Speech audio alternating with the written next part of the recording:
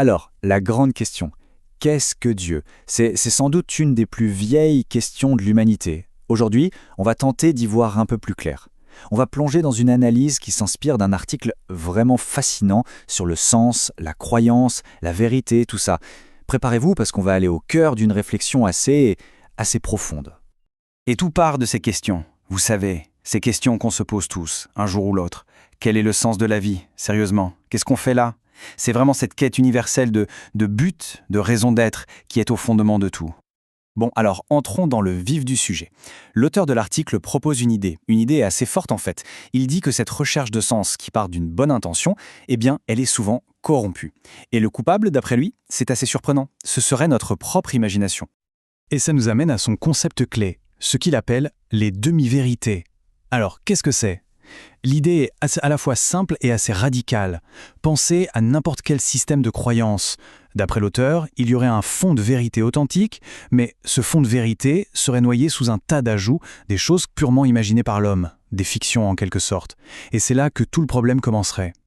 En fait, ce que l'article décrit, c'est une sorte de conflit intérieur. D'un côté, il y aurait cette conscience innée, presque comme une boussole intérieure qui pointe toujours vers une vérité universelle, partagée, et de l'autre côté, il y a notre imagination. Et cette imagination, elle serait championne pour construire des dogmes, créer des divisions, bref, pour nous faire perdre le nord. Et les conséquences de ce tiraillement, eh bien, elles ne sont pas anodines, loin de là.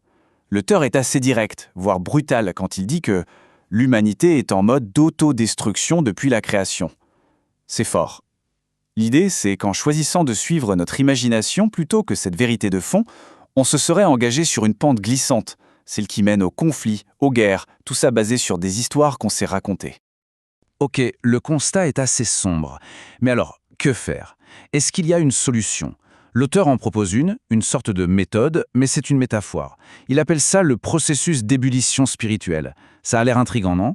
Voyons voir de plus près ce que ça signifie. En gros, c'est un processus en 3 temps. D'abord, la première étape, c'est d'identifier, c'est-à-dire reconnaître, admettre qu'aucune croyance n'est 100% pure. Il y a toujours un mélange. Ensuite, la deuxième étape, appliquer le filtre. C'est là qu'intervient l'idée d'ébullition. L'image, c'est de faire chauffer tout ça pour que les mensonges, les ajouts humains, les dogmes s'évaporent comme de l'eau. Et enfin, la troisième étape, révéler. Une fois que tout le superflu s'est évaporé, on regarde ce qui reste au fond, ce noyau de vérité, ces principes qui, eux, ne bougent pas. La question qui tue maintenant, c'est « d'accord, mais si on faisait vraiment ça ? Si on passait toutes les grandes croyances du monde à travers ce filtre, qu'est-ce qui resterait à la fin ? Eh bien, d'après l'article, il resterait quelque chose, un noyau dur de vérité commune à tout le monde. Et ce quelque chose, ce ne serait pas vague. L'auteur est précis. Après ce grand nettoyage, il resterait 8. 8 vérités universelles. Et le point le plus important, c'est que ces 8 vérités, on ne les trouverait pas dans une seule religion ou une seule philosophie, mais elles seraient le socle commun de toutes. Alors, quelles sont-elles, ces fameuses 8 vérités ? Les voici. Fais aux autres ce que tu voudrais qu'ils te fassent, la fameuse règle d'or. Aime tes prochains comme toi-même. Voir la valeur dans l'humilité, la douceur. Pardonner. Vivre dans la gratitude.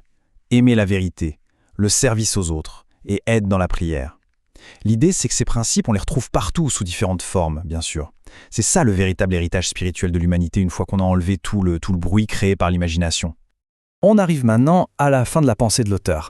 Et ce n'est pas juste un résumé, non, c'est un véritable défi qui est lancé. Une invitation à changer complètement notre façon de voir les choses, notre rapport à la croyance.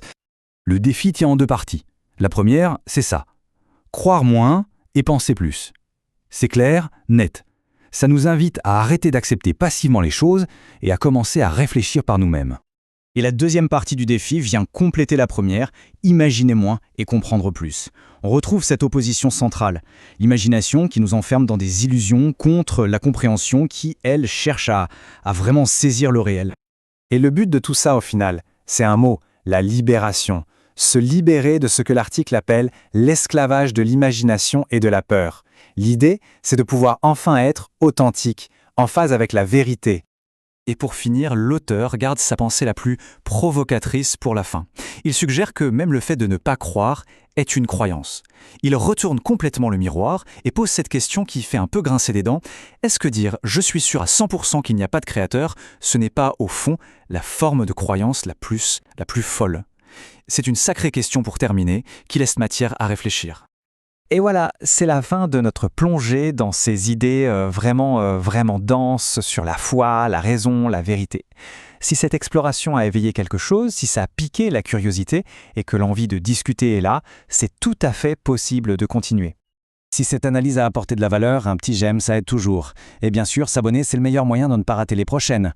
Surtout, les réflexions sont les bienvenues dans les commentaires, c'est un espace pour ça. Et pour celles et ceux qui veulent aller encore plus loin, il y a le réseau The Living Network sur preparingyou.com. Le lien juste en dessous dans la description. Merci d'avoir été là et à très bientôt.